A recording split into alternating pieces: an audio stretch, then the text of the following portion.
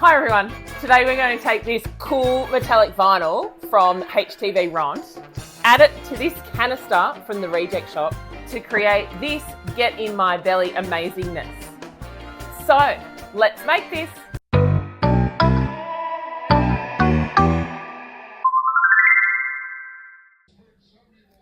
These are the materials we'll be using today. We've got a modular airtight canister from the reject shop. It's a 3 litre one. You can get them in various sizes. This one was $7, which is a pretty good bargain. Then I've got some HTV Ront Vinyl. I'm going to start with the gold chrome vinyl. It's really great when you see the final product. Then I've got some just regular permanent vinyl, which I got from Amazon. However, you can buy these from the HTV Ront Australia website as well.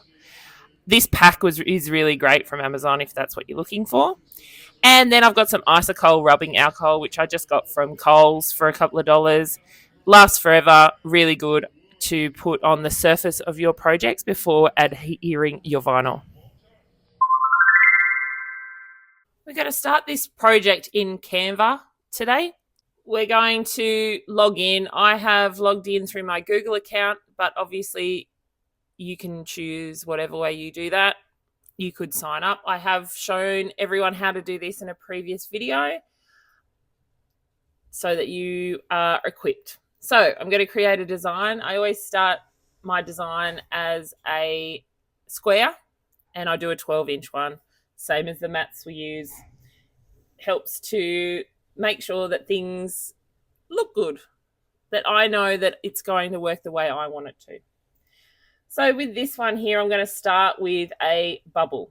Now I want the outside of my design. So I'm looking for comic bubble. I've typed that into my search and I'm looking for ones that don't have the crown on them. Remember that we can't actually choose an image that is free. We have to go through and look at all of them.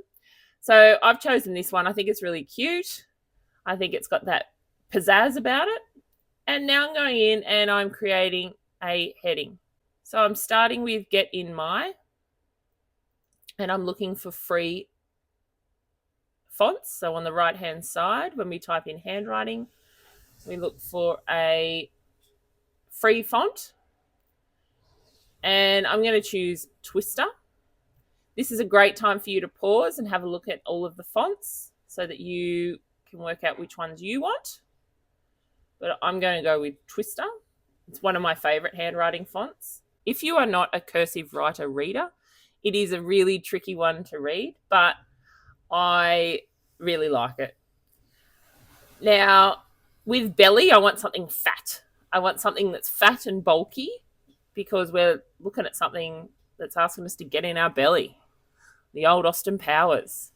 So I'm going to choose Dynapuff. Great time for you to pause and make a choice as to what you want. And now I just want to put this in the right spot. Now you can see here that obviously my text is going to overlap. You don't have to have it overlapping, but I am going to. And I've got to get in my, and I'm going to choose red color. And I'm going to bring it to the front because I want the get in my over the top of the belly.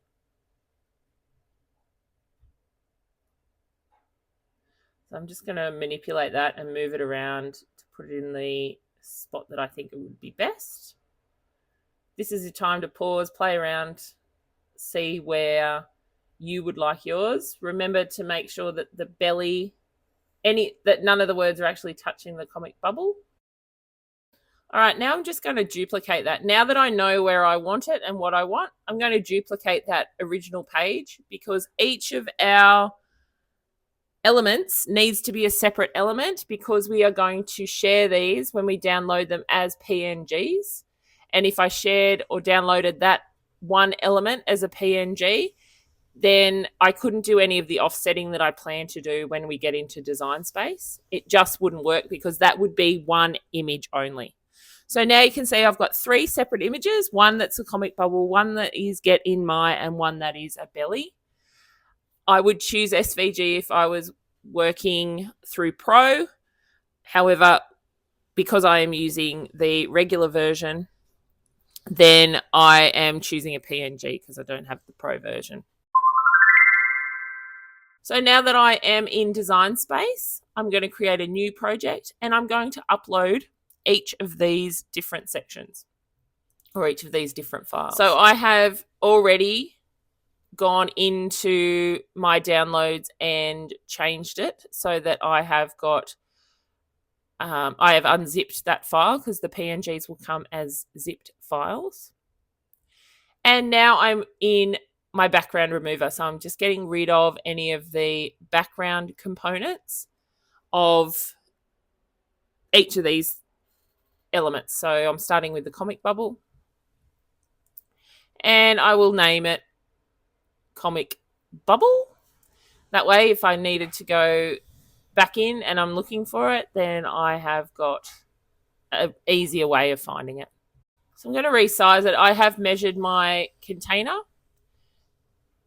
and I know that my container is 13 centimeters high. However, it is, well, a little bit bigger than 13 centimeters high, but it does have an 11 centimeter width. So my overall comic bubble is going to be at nearly a 12 by 11 image. So I'm just going to repeat that process with belly and get in my.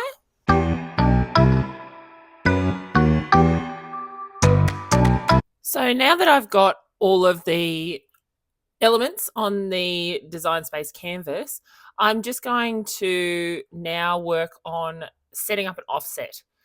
Now, what I want to happen is that the get in my is going to fit neatly inside belly. And I'm going to do that by creating an offset. So to start off with, I'm going to click on Get in My, and I'm going to choose Offset, which is up the top there. And I'm just going to go with a 0.1 centimeter offset for this, and then hit Apply. It is going to appear in that dark grey colour. And I've made sure that Get in My is at the front of belly. So you can move that on the right-hand side in the layers section if you need to. You just move belly word down. But now I'm just going to find a space where that fits. Now I'm going to click on the word belly as well as the offset. And then I'm going to go down to the right-hand side and go to slice. Now the reason I want to slice instead of delete or subtract is because I don't want to get rid of one of the words. I just want to get rid of some space. So now I'm going to delete all the slice results except for the one that is belly and the full word belly, but it's got those little bits cut out. Now my next step is to then recreate that offset. Okay, I want the offset to sit directly inside the word belly. So I'm going to create a 0.1 offset. You could create an offset that the original offset larger than 0.1 and then have a 0.1 offset at this stage, and then you'd have like a little white outline around, or the clear outline around belly as well. But I want it all to fit nice and snug in there. So now I'm going to go through and just change colors just so I know what I am dealing with in terms of the different elements. You'll see later on that I've actually accidentally switched these around, and for the get in my, I actually have red text and then the offset is white. But, you know, that's okay. I think it looks fine either way. So I'm going to stick with. So now I'm going to highlight all of the text and I'm going to group it on the right-hand side with the dotted squares. And then I'm going to resize the whole thing to fit inside my comic bubble. The reason I group rather than just trying to highlight all sections and then resize is because if I click somewhere else, I may either forget or I may not pick up all of the components. So I won't pick up the offset as well as the word belly as well as the text get in my. So that's why I group it to begin with. So now I've resized it. I've made sure that it's not touching any of that comic bubble because otherwise it won't fit nicely when you put it onto the container. So you can see that just because I've grouped it, they are separate elements. So they are going to be a different mat for each color. I could at this stage change the colouring so that they're all the same colour and we'll put it all on one mat. But you'll see that when I go into make, I'm going to then separate them onto the different mats. All right, so now I'm just going to hit on make and let's move on to changing the mats. Now that we've hit make, we're going to choose on mat and then confirm. Now I want to move the white, the red and the blue all onto the same mat. So you can see there, to start with, I've got 4 different mats. I could have changed these colours back in the design space, but you can move them once you're in here. So I just click on the red mat. I click on the 3 dots in the left-hand corner of Get in My, and then I choose Move Selected. And then it gives me the options as to what mats I want to choose, and I'm going to choose to put them all on the white mat. Once it's on the white mat, you can then move it to wherever you like and then cut out your vinyl to suit where you have placed all of those objects. Now I'm going to keep the comic bubble as is. The reason being is because it's a metallic vinyl, I don't want to mess with that. So I'm going to have it as a separate cut. Before I put my vinyl down on my standard grip mat, I'm just going to check I've got the vinyl up the right way. So just pull away a little bit. With the HTV Ront, you can see that the opaque or the matte side is facing down and the shinier side is facing upright. This used to be a pretty straightforward rule: shiny side up for permanent vinyl and then shiny side down for iron-on. But some of the vinyl products are changing the way they do that just to mess with our heads. So just check and make sure each time you use it. I'm just doing this in our separate spots where we created it in our design space. And you can see I've just offset it a little bit from the edge. So those little lines on your Cricut mat actually indicate where the cut will start. So you can actually move it inwards a little bit. It will save you a little bit of vinyl in the long run. And I would use my brayer tool just to push these down, particularly because I've got an older mat, which is starting to lose its stick. So using that brayer tool is really important.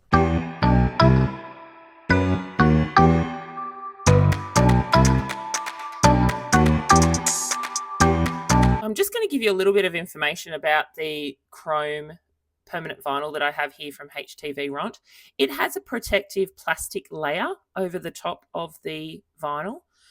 This is there as a protection for distribution, packaging, those kind of things. I do like to leave it on while I am pressing down the vinyl onto the mat. Reason being, I don't want to scratch it before I put it through the Cricut. So here you can just see that I'm pressing it down with my knuckles as best I can. I would leave that plastic layer on if I was going to use the brayer tool as well.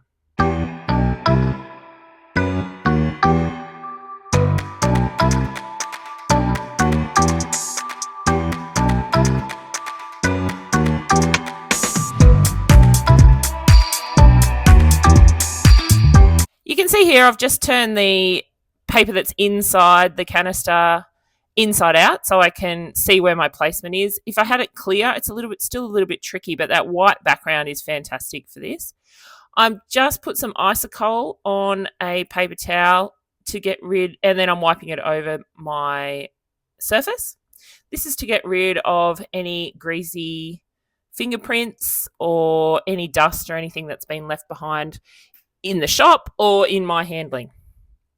Now I've got a spray bottle that I have put water into and then the tiniest little bit of detergent. And I'm going to use the wet method for this. Reason being, the metallic vinyl in particular, but all the other vinyls as well, even though you have all of your best intentions and you try not to get any bubbles, they still tend to get a little bit bubbly. So I've tested out the wet method, I've tested out the dry method, and I think even though it's a little more, I find a little bit more time consuming to use the wet method because it does slide around a little bit, But in terms of getting those bubbles out of it, and also to help with your placement, it does, because it does slide around, it's not as permanent, I suppose, as if you were placing your vinyl straight down onto a not wet surface or a dry surface.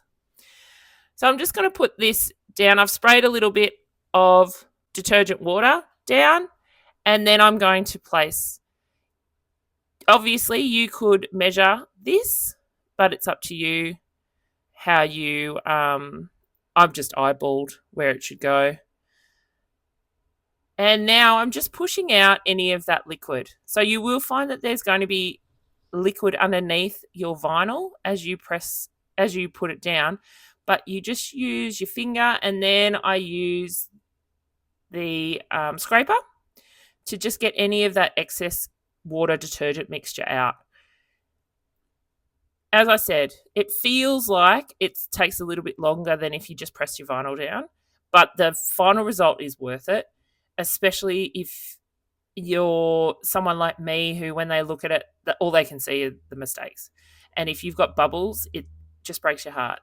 So, and then you can see as I pull it up, as I pull that transfer sheet up, and I can reuse this transfer sheet. So don't think that just because I've put a little bit of water down that we now can't reuse that transfer sheet. I'm going to use this same transfer sheet for all of it. But you can see that on the whole, our gold vinyl has stuck down. You may find some of it lifts as you go, but look, that can happen on a dry surface as well. It's just a matter of pushing it down just with your finger as you're going. Now, I'm just going to wipe this down just with a little bit of paper towel. Make sure that each of those little spots have stuck down, and just blot. So you can see there I'm not wiping it. I'm just blotting any of that wetness. I sound like Zoolander. The essence of wetness. Just getting some of that moisture off or all of that moisture off our canister. Now I'm going to repeat that same process with the Get in My Belly. So start with belly, because it will then dictate where the rest of our fonts will go. So I'm just going to cut. I've added that to the transfer paper I just used. So as I said, you can reuse that transfer paper or that transfer tape, even though we've already used it once and we've used it on a wet surface. So it's fine.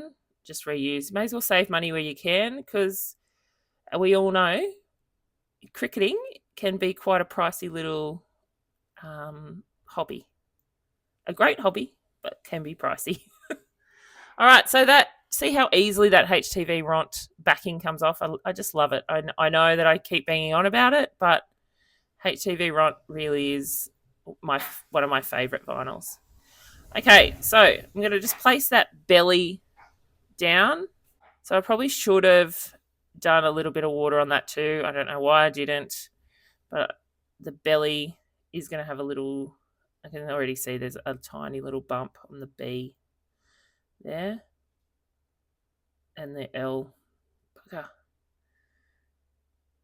But look, that's just showing you as the viewer that making sure that you use that wet method is actually beneficial for things like this. So an acrylic, so you could do this on your acrylic baubles as well. On any of your acrylic tags, I would use the wet method. Not as much of an issue if it's a wooden base, but when you're using this clear acrylic, everything stands out. Everything. So make sure that you try out that wet method. And if you're worried about it, try it on something that's a little bit that you've got a spare of. So if you don't want to do it because you're giving a canister like this to somebody, but you have never used the wet method before, well, then maybe try it on a little blank that you may have lying around. Just have a go, have a practice. So you can see here that I realised that I should have used the wet method for the belly because I had a few dots. And now I'm putting my get in my. So I'm starting with the white layer, and I want the Y to fit in the B there. Oh, sorry, the G to fit in the B and the Y to fit in the Y, because it's kind of a near perfect. It is a perfect fit. So get it as close as possible. Again, you could measure this, but I eyeballed it, and I think that's probably the best way. I have seen people use baking paper to help with that process, and if that will make you more confident in putting your vinyl down, then please do. So that is using some baking paper and putting it under most of your transfer, most of your vinyl, and then whoops, the end ripped a bit. So just a little bit slowly. Like I said, you've got to be really careful with the wet method because sometimes it will pull up. It will stay on the transfer tape because it doesn't want to stay on a wet surface. But in the end, it will not come off. So don't think that if you've got liquid underneath that vinyl that it's going to come off. Anyway, so you can use baking paper. Sometimes I use the backing from the transfer tape just to put it back under the transfer tape so that I can line my vinyl up before I commit. So I might show you that in a future video, how to use that baking paper. And so I've got my offset. So the white was my offset, and now the red is my font or my text. I really like this. The only thing I can think to put in it is popcorn. But look, this can be anything. I just think popcorn really goes with that get in my belly. You could give this to someone for a present. You could give this as a Christmas gift. I did some of these canisters for my nephews for Christmas. I created a popcorn decal because every year I give them caramel coated popcorn. It's like my little tradition. And so their canister actually had their names on it, and it had a popcorn box. And I used this similar process, and I thought it was really cute. They liked it. I don't know if they like the container as much as they like the popcorn, but that's okay. Anything with your name on it's fun, particularly when you've got one of them has a name that's never on any of the souvenirs. Like my name, Anita was never on any souvenirs, so I like to give them things with their names on them. And again, here you'll see that they will lift. Some of the sections might lift to begin with, but persevere, lift slowly, push down as you go. It is worth it in the end. It's a much cleaner, a much obviously less bubbly outcome. That paper towel really does help. It gets rid of any of that excess liquid. So there it is. That is the get in my belly, bubble free, apart from the belly, a couple of the letters in belly, but essentially it's a bubble free application of this vinyl. Love it.